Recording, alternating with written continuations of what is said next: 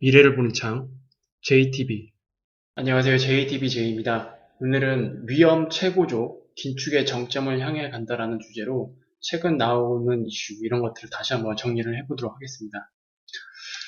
일단 긴축 터널의 끝이 아닙니다. 지금의 이 과정은. 많은 사람들이 이제 금리 인상이 곧 끝날 거다. 더 이상 금리를 올리기 힘든 영역으로 들어가기 때문에 이런 식으로 좀 해석을 하시는 분들이 있거든요. 드디어 금리 인상이 끝나가는구나. 살았다. 안도해야 되는 상황이 아닙니다. 이거는 긴축 강도가 최고조에 이른다는 뜻이거든요. 다시 한번 말씀을 드리지만 이거는 거대한 위험 영역에 들어가기 시작한다라고 보시는 게 맞습니다. 일단 지금의 상황을 보면은 역사적으로 본 적이 없는 부채가 저금리 기조에서 순식간에 만들어졌어요. 그리고 그걸 역사적인 긴축 강도로 지금 계속 옥죄고 있기 때문에 그 부담 역시 우리가 경험하지 않았던 수준으로 지금 들어가고 있다. 그렇게 보시면 됩니다. 일단 이거에 따른 여러 이제 어떤 신호들이 이제 서서히 나오기 시작했어요. 연준이 처음으로 빅스텝을 시작한 지 이후로 대략적으로 이제 6개월이 끝났거든요. 그러면 이제는 그 긴축에 대한 어떤 그 정책의 효과들이 서서히 나타나기 시작하는 그런 구간으로 진입하는 거예요. 일단 이런 신호들이 국가에서 나오는 게 좀 문제라는 거죠. 보통 이런 신호들이 어떤 뭐 기업 단위로 이렇게 나오는 거면 뭐 그럴 수 있긴 하겠는데 이게 국가 단위로 나오고 있다는 게 참 문제입니다. 지금 다가오고 있는 이 위험이 이벤트성이 아니라는 것도 우리가 체크해야 될 부분이에요. 만약에 이벤트성이라고 한다면 뭐 순식간에 언제 그랬냐는 듯이 막을 수는 있을 거예요. 어떤 빅 이벤트가 또 나오면서. 그런데 이거는 이제 구조적으로 다가오는 문제잖아요. 그러니까 회색 코뿔소에 가까운 거예요. 이미 저 앞에서 위험이 다가오고 있다는 걸 이제 인지를 한 상태인데 그걸 피할 수 있는 방법이 없는 거죠. 그래서 지금의 이 긴축의 최고조로 들어간다는 게 이제 긴축 터널이 끝이다. 이제 여기서 이제 빠져나오는 거다라고 보시면 안 된다라는 거. 그거를 다시 한번 인지를 하셨으면 좋겠고요. 일단 영국 쪽으로 한번 가볼게요. 이 신호들이 계속 나오고 있긴 한데 일단 영국에서 벨 총재가 연기금 운영 기관들에게 최후 통첩을 날렸습니다. 일단 긴축 진행임에도 불구하고 어쩔 수 없이 연기금의 그 마진콜에 불리면서 채권 매입이 긴급하게 진행된 상태잖아요. 그게 오는 14일에 종료될 것입니다. 그런데 14일까지 종료할 거라는 얘기는 이제 이런 식으로 해석을 하시면 돼요. 그 채권 매입 프로그램은 연기금을 운영하는 이 펀드들 이런 것들이 질서 있게 자산을 매각할 수 있는 기회의 창을 제공하기 위한 목적이다. 즉 탈출해라 이거예요. 기회를 준다 이거예요. 이 기회가 이제 넘어가게 되면은 어떤 상황에 직면할지 모르기 때문에 최대한 국가에서 이제 중앙은행에서 채권 매입을 해주는 이 기간에 일단 매도를 해라 이런 거죠. 그래서 현금 확보를 해라. 그래서 베일리 총재는 연기금에 대해서 여러분에게 사흘 남았다. 이것을 마무리해야 한다라고 얘기를 했습니다. 이게 넘어가면 이제 어떻게 될지 몰라요. 그래서 이것 때문에 어제 미국 시장도 막판에 좀 하락을 많이 했고, 그 다음에 이 기간에, 이 남은 기간 동안에 연기금 쪽에서는 채권을 이제 매도를 해야 되는 거잖아요. 그 채권 금리가 올라가는 이런 현상들이 있어요. 근데 대신 이 기간에 중앙은행에서 채권을 매입해주기 때문에 상대적으로 덜 올라가는 거지, 원래 채권 매입을 하지 않았으면은 금리가 훨씬 더 많이 튀었을 겁니다.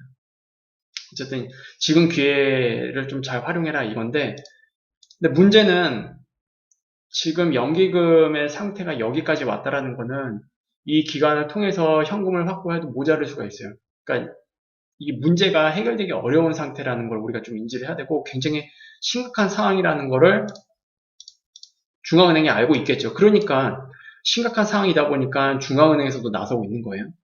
근데 이제 외신 쪽으로 또 다른 뉴스가 나왔습니다. 이제 얼마 안 된 거예요, 이거는. 영국은행이 이제 베일리 총재 최후 통첩에도 불구하고 시장 변동성이 커질 경우 탄력적으로 이 사안에서 접근할 것이라고 시사를 했습니다. 이번 주 금요일 마감되는 채권 매입 기간을 넘겨서 추가로 채권 매입을 연장할 수 있다는 시그널을 이제 비공개 채널을 통해서 보낸 상태예요. 연기금의 그 마진콜 위험에서 벗어날 수 있을 만큼 충분한 현금을 확보하고 있는지 계속 모니터링을 하고 있겠죠, 당연히. 근데 문제는 쉽지 않을 거라는 거. 그래서 이미 연기금을 운영하고 있는 그 일부 업체들, 이제 다양한 업체들이 있긴 하겠지만, 그럼에도 불구하고 현금 확보가 어려운 그 업체들도 분명히 있을 거예요. 이들 업체들에게 일단 어떤 그 후보군이 있을 거 아니에요. 그 업체들에게 미리 채권 매입을 연장할 수 있다라는 이 소식을 통보했다고 합니다.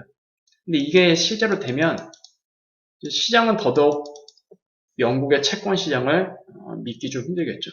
그러면 이거는 파운드하에 더 하락을 부추길 수도 있습니다. 그렇게 되면 또 달러 인덱스는 위로 밀어 올리겠죠. 이런 것들이 이제 영국에서 끝나는 게 아니고 뭐 유로존 쪽으로도 영향을 미칠 거고 전반적으로 이 통화 시장에도 영향을 미칠 거 아니에요. 그래서 이런 것들이 좀 걱정이 됩니다. 그러니까 지금 이 위기를 뭐 한순간에 막을 수 있는 그런 상황은 이미 아니다. 좀 요단강을 넘은 느낌이 좀 많이 있습니다. 어쨌든 이거를 이제 근본적으로 해결하기보다는 이런 식으로 단발성으로 자산 매입을 통해서 막으려고 하고 있긴 한데 뭐 쉽지 않은 거죠. 지금 상황이. 어떻게 해서든 이건 뭐 한번 터질 것 같긴 한데 이렇게 이런 식으로 막다가는 오히려 그 후폭풍이 더 셀 수가 있거든요. 근데 일단 뭐 지금 발등에 불부터 끄고 보자 뭐 이런 느낌인 것 같아요.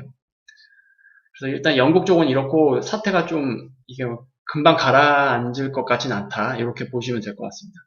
그리고 오늘 우리나라도 빅스텝으로 갔죠. 결국에. 한은의 최종 금리 상단은 3.5%로 예상을 하고 있다고 합니다. 그러니까 지금 이제 빅스텝을 했기 때문에 3%고 여기서 한 번 더 빅스텝을 가게 되면 3.5%예요. 그래서 사실상 금리 인상이 한 번 정도 남은 것 같다. 그래서 우리나라 채권 금리는 오히려 하락했어요.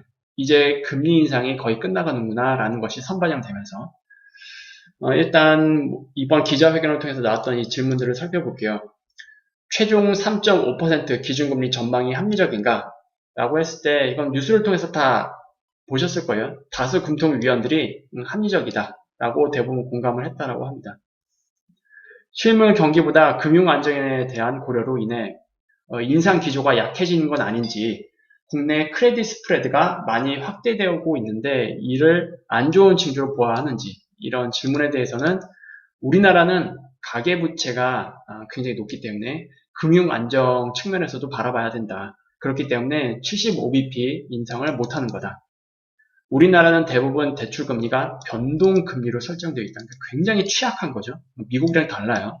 미국은 2008년 금융위기를 겪으면서 이 부분들을 어느 정도 좀 개선을 했거든요. 근데 우리나라는 전혀 개선되지 않았어요.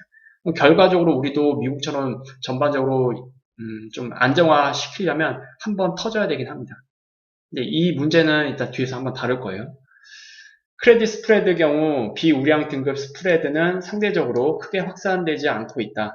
크레딧 리스크가 아니라 유동성 축소, 비우량 기업들의 회사채 발행이 아닌 은행 대출을 선호하면서 생기는 현상으로 판단한다. 우량 등급은 발행이 이어지고 있기 때문에 해당 동등급 위주 스프레드가 확대되는 것일 뿐이다. 크레딧 리스크에 대해서는 크게 우려하지 않고 있다라고 했는데 이것도 제가 뒤에서 좀 할 말이 있어요. 위험이 전혀 없는 게 아닌 것 같습니다. 그리고 이제 다음 질문을 넘어갈게요.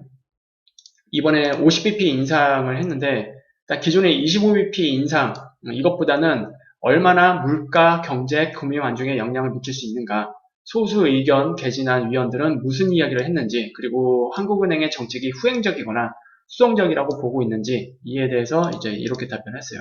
지금까지 누적된 250bp 인상으로 내년 상반기까지 물가 상승률을 1% 정도 낮출 수 있을 것으로 본다.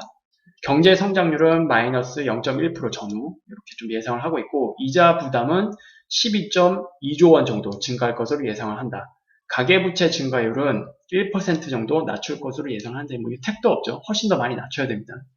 소수 의견은 경기 우려에 좀 기인한 것으로 본다. 정책이 후행적이라는 거에 대해서는 동의하지 않는다. 저도 이거는 좀 동의하지 않고 있는데 문제는 이제 저번 금통위가 굉장히 아쉬웠죠. 제가 저번 금통위 때도 빅스텝 갔어야 됐다라고 일단 금통위 전에 말씀을 드렸는데 그때 가지 못해서 어쨌든 좀 약간 좀 살짝 한 박자 정도 좀 늦장 대응한 게 돼버렸어요. 근데 전반적인 기조에서는 후행적은 아니에요. 미국보다 훨씬 더 빨리 금리 인상을 시작했기 때문에 미국은 인플레이션이 8%고 유럽은 10%를 넘는데 우리는 현재 5%대다. 이걸 감안하면 완전히 후행적이라는 건 아니다라고 얘기를 하는데 어느 정도 저는 동의를 합니다. 근본 빅스텝 결정의 배경은 무엇인가? 한미 금리 차이 역전과 환율이 급등했는데도 물가 전망은 그대로다. 결국 외환 관련 리스크 때문에 50bp 인상으로 기결되었는지, 그리고 한국은행도 연준과 같이 경제에 대한 일부 고통을 감내할 수 있다는 스탠스인지, 11월 50bp 인상 가능성은 낮아진 것인지, 금리 인상 과정에서 유동성 리스크가 터지면 어느 부분이 가장 취약하다고 보는지. 굉장히 좀 중요한 질문이죠, 이런 것들은. 근본 빅스텝은 이제 환율이 주요 요인 중 하나였다. 그런데 우리나라 가계 부채 때문에는 75bp까지 못 갔다고 했어요. 그러니까 원래대로면 75bp 갔어야 됐다는 얘기가 되겠죠. 근데 환율도 걱정을 해야 되는 거고 가계 부채도 걱정을 해야 되고 이 두 가지를 다 고려를 하다 보니까 50bp로 이제 절충한 것 같아요. 선제적으로 50bp 인상하는 것이 바람직하겠느냐는 것이 이제 다수의 위원들이 의견이었고 경기 부진 불사 이거에 대해서는 위원들이 좀 의견이 많이 분분한 상황이라고 합니다. 뭐 어떤 위원들은 경기 침체도 좀 각오를 해야 된다라는 사람들도 있을 거고 어떤 위원들은 아니다 이것도 조금 미리 예방을 해야 된다 그래서 금리 인상을 극도로 좀 강경하게 갈 수 없다 뭐 이런 입장인 것 같습니다. 전혀 통일되고 있지는 않은 것 같아요. 이 부분에 대해서는 11월 연속 50bp 인상에 대해서는 노코멘트 하겠다. 이거는 어느 정도 동의합니다. 왜냐하면 11월 FOMC를 일단 보고 움직일 가능성이 굉장히 높고요. 11월 FOMC가 월 초에 있어요. 그러니까 11월 금통이 전에 일어날 예정이기 때문에 이걸 보고 11월 FOMC를 보고 그거에 맞춰서 진행할 가능성. 그리고 11월 FOMC 전에 또 지표들이 나올 거 아니에요. 그거에 따라서 11월 FOMC가 또 결정될 텐데 지금 11월 FOMC가 어떻게 될지 최근 나오고 있는 이 지표들 감안을 하면 예상이 안 됩니다. 계속 예상이 안 되죠, 지금. 그러니까 불확실성이 굉장히 높은 상태가 쭉 유지되고 있는 상황이에요. 그래서 금통위 위원들도 마찬가지로 11월 FOMC 때문에 그 이후 가이던스를 미리 줄 수 없다라는 의견입니다. 그래서 11월 FOMC를 보고 그때 가이던스를 줄 가능성 이렇게 보시면 될 것 같습니다. 그리고 내년 경제 성장률이 2%를 하회할 수 있다고 보는지, 그리고 이자율 상승으로 인한 비용 상승, 이 사이클이 물가 상승으로 이어질 수 있다고 보는지, 2% 하회 여부는 아직 보고받지 않았다. 이자율 상승으로 인한 비용 상승보다는 소비, 경제, 물가 압력 둔화 효과가 더 크다. 물론 내년 가면 저도 이 부분에 대해서는 동의합니다. 뭐 우리나라뿐만이 아니고 미국도 인플레이션 하락 압력이 더 클 것으로 예상이 돼요. 그리고 이제는 내년에는 그 물가, 인플레이션에 대해서 기고 효과까지 적용되죠. 기고 효과. 왜냐하면 인플레이션이 심각하게 오른 게 연초부터였으니까 내년으로 넘어가게 되면은 이 기고 효과까지 같이 적용될 가능성이 높습니다. 경제 성장률 2% 하회. 이거는 일단 중앙은행 같은 경우에는 이런 것들을 다 후행적으로 판단을 하거든요. 그래서 아직까지는 보고 받지 못한 게 정상이죠. 근데 우리가 좀 선행적으로 보면은 2% 하회할 가능성이 좀 높을 가능성이 큽니다. 그리고 다수 위원들이 최종 금리 수준을 3.5%로 보고 있는데 11월 50bp를 인상하게 되면 3.5%에 도달하는 거 아니냐라고 질문을 했는데 이거에 대해서 좀 구체적으로 답변을 해줬어요. 그러니까 다수 위원들이 최종 금리를 정확히 3.5%다라고 얘기를 한 게 아니고 3.5% 수준이다라고 얘기를 했어요. 그러니까 이것보다 위로 조금 열면 뭐 3.75% 정도 요거까지 좀 감안을 하면 되겠죠. 근데 3.75%면은 우리나라 경제 체력으로 봤을 때는 좀 심각합니다. 굉장히 상당한 큰 충격이 올 거예요. 그리고 이제 마지막 질문 페이지예요. 이제 내외 금리 차를 감안할 수 있는 수준인가? 최근 거래량 감소로 주택 가격이 하락하고 있는데 금리 인상이 주택 가격 하향 안정화에 얼마나 기여했다라고 보는가? 연준 인상에 기계적으로 절대로 따라가지 않을 거다. 따라가지 않는 게 아니라 못 따라가는 거죠. 우리나라 경제 체력으로 인가 따라갈 수 있는 지금 상황이 아닙니다. 좀 말을 좀 바로 해야 될 것 같은데 어쨌든 금리차 확대에 따른 여건 변화를 살펴보면서 통화정책 운영을 할 거다. 향후 추가 금리 인상으로 주택가격도 하락할 전망을 가지고 있다. 그리고 이게 좀 중요한 내용인데 저번에 파월이 부동산 시장에 대해서 그 리셋이라는 단어를 이제 처음 꺼냈잖아요. 근데 우리나라도 마찬가지야. 이 이야기가 나왔어요, 결국에. 이참에 가계부채, 그리고 부동산 가격 싹 다 조정해야 된다. 즉, 우리나라도 이 부분에 대해서 좀 감내를 해야 된다. 그리고 오히려 지금 이런 상황들이 심각한 가계부채와 부동산 가격을 좀 조정하는데 좀 좋은 기회로 보고 있는 느낌이에요. 이건 굉장히 무서운 말이죠. 우리나라는 이제 이미 전 한은 총재가 2021년 신년사에서 그레이트 리셋 발언을 했기 때문에 그런 기조가 이제 쭉 이어지고 있다라고 보시면 될 것 같아요. 그리고 해외 투자 금액이 국내로 돌아오는 것이 금리 인상 보조 효과를 낼 수 있다고 하는데 이를 위한 장려 정책은 무엇이 적절한지. 우리는 순채권국이다. 아직까지 위기 소리를 듣지 못하고 있다. 투자는 본인 판단에 근거해서 일단 하는 게 좋을 것 같고 지금 기준금리 수준을 고려하면 이제는 국내로 들어와서 투자하는 것도 생각해야 볼 때이다. 이거는 이제 조금 장기적으로 보면은 맞는 이야기죠. 지금 우리나라가 코스피가 2200 수준이잖아요. 근데 이거는 원화 기준이고요. 지금 환율을 적용해서 외국인 입장에서 보면은 우리나라 지금 코스피가 2020년에 1700 정도 있죠. 그때는 이제 바닥이 1470인가 60인가 이 정도 됐었는데 1700 수준까지 내려와 있어요. 환율까지 고려를 하면. 그만큼 굉장히 큰 디스카운트가 된 상태라는 거. 이 관점으로 보면은 국내로 들어와서 투자하는 것도 생각해 볼 때가 이제 서서히 맞는 거긴 하죠. 투자가 우리가 뭐 단타만 있는 게 아니니까요. 그래서 어쨌든 이제 기자회견은 이렇게 좀 마무리를 하면 될 것 같고, 제가 아까 좀 요거 말씀을 드린다고 했잖아요.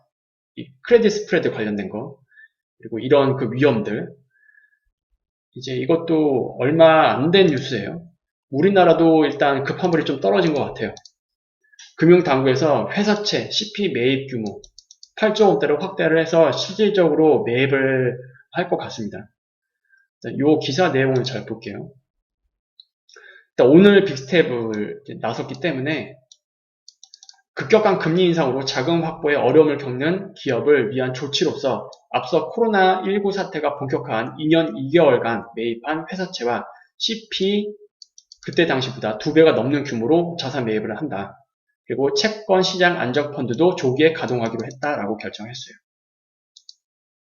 그리고 여기 내용 보면은 금융위는 기준금리 인상으로 회사채 금리도 올라 자금 확보에 어려움을 겪는 기업을 위해 내년 3월까지 매입할 회사채와 CP 규모를 6조 원에서 8조 원으로 확대하기로 했다. 프로그램은 산업은행의 회사채 매입, 그리고 사는 신용보증기금, 채권은행의 회사채 신속 인수, 사는 기업은행 신보의 CP 차환 매입, 그리고 신보의 프라이머리 채권담보부 증권. 그러니까 즉 이 자금들이 대부분 다 채권 시장 쪽에 좀 포커스가 맞춰져 있는 거예요.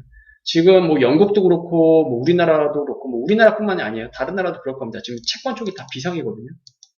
그리고 특히 회사채 시장. 여기에 지금 난리입니다, 난리.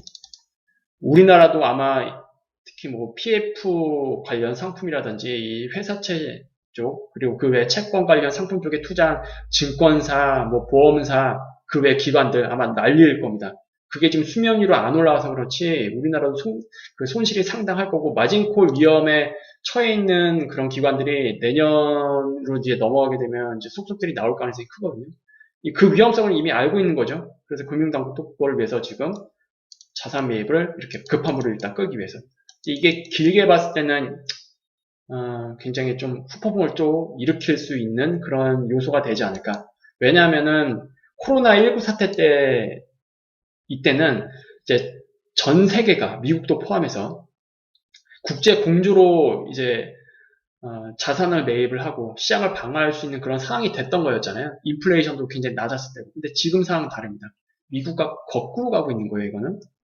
그래서 이게 향후 어떤 식으로 영향을 미칠지, 그리고 환율 시장에도 당연히 영향을 미칠 요소가 되지 않을까.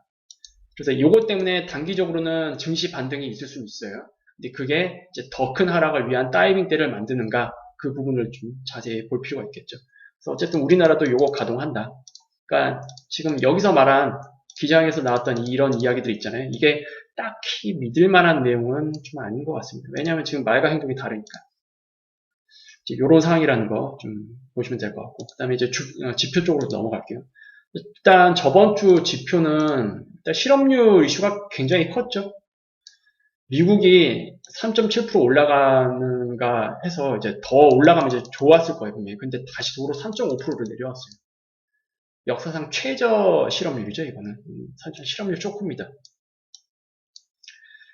어쨌든 미국 연내 자연 실업률 4% 이거 넘는 거 이제 좀 회의적이죠. 그래서 이건 어떻게 보면은 인플레이션 잡기가 굉장히 힘들고 이미 구조적인 심각한 단계로 좀 넘어가고 있다. 이거는 우리가 일반인이 보는 입장보다 연준에서 바라보는 입장이 아마 더 심각하게 보고 있을 가능성이 굉장히 높습니다. 그래서 미국의 기준금리 상단을 5자 보는 거 있잖아요. 앞자리가 5자로 바뀌는 거. 이것도 일단은 대비를 해놔야 될 것 같습니다. 그래서 11월 FOMC 때가 굉장히 중요할 거고요. 그때 어느 정도의 그 가이던스가 나오는지 물가에 대해서 이게 좀 상당히 중요할 것 같습니다. 그래서 만약에 11월 FOMC 분위기가 좀 이상하다. 11월 이후에 나오는 지표들도 이상하고 그러면 12월도 최악의 경우 75bp 이상 할 수 있어요. 그러면 5자 보는 거죠. 5자 보러 가는 겁니다. 이렇게 되면. 이거는 이제 각국의 통화에 또 상당한 영향을 미칠 겁니다. 그리고 우리나라 금통위도 좀 비상 상황이 되는 거죠. 어쨌든 이런 것들이 좀 있다. 이렇게 보시면 될 것 같고 그리고 이제 이번 주 드디어 운명의 한 주입니다. 목요일날 CPI가 발표가 됩니다. 이거에 따라서 큰 변곡이 만들어질 것 같거든요. 이것만 좀 잘 넘기면 뭐 앞서서 말씀드렸다시피 자산 매입하는 것도 있고 단기적으로 반등을 좀 강하게 만들 수 있는 그런 환경만 만들어질 것 같아요. 요 장애물만 잘 넘기면. 근데 지금 예상치가 나온 게 이제 월간 단위도 우리가 잘 봐야 되거든요. 코어 CPI 지금 일단 전월 대비로는 0.5% 상승하는 걸로 나와 있긴 한데 이것보다 높게 나오게 되면 또 골치 아파지는 거죠. 이렇게 되면. 그것만 아니면은 일단 이 장애물은 좀 잘 넘길 수 있을 것 같긴 합니다. 그리고 이제 전년 대비로는 8.1%를 예상을 하고 있는데 이거는 뭐 어느 정도 좀 부합할 가능성이 높지 않겠느냐 그렇게 보고 있어요. 어쨌든 전월 대비가 문제입니다. 전월 대비. 코어 CPI가 좀 상당히 문제고요. 그냥 전체 CPI. 전체 CPI도 지금 전월 대비로는 0.2% 상승하는 걸로 예상하고 있는데 지금 최근 나오고 있는 어떤 추정치를 보면 이것보다 좀 높게 서서히 지표들이 좀 잡히고 있는 것 같아요. 이게 좀 상당히 불안합니다. 그래서 이거 일단 좀 확인을 해 봐야 될 것 같아요. 그래서 전반적으로 좀 CPI를 확인을 하고 시장에 대해서 단기적으로 반등을 과하게 만들어낼 수 있을지 말지를 좀 결정할 수 있을 것 같습니다. 만약에 여기서 정말 사고가 한번 더 터지면 이제 저점갱신이 한 번 더 나올 수밖에 없는 거죠. 어쨌든 전반적인 금융에 대한 어떤 이슈들 이런 것들을 좀 잘 살펴봤고 다시 한번 말씀을 드리지만 지금 이 금리 인상의 어떤 사이클로 봤을 때는 이제 정점으로 가는 게 맞아요. 정점으로 가는 게 맞는데 이게 긴축의 터널에서 나오는 게 아니고 위험 최고조 영역으로 들어간다는 거. 이렇게 인지를 하셔야 됩니다. 이거를 좀 잘 이해를 하셔야 되지. 이게 절대로 안도할 수 없고 이제 앞으로 뭐가 터질지 좀 더 긴장감을 가지고 봐야 된다는 관점으로 시장을 보시는 게 맞을 것 같습니다. 일단 오늘은 뭐 이렇게 마무리 짓도록 하겠고요.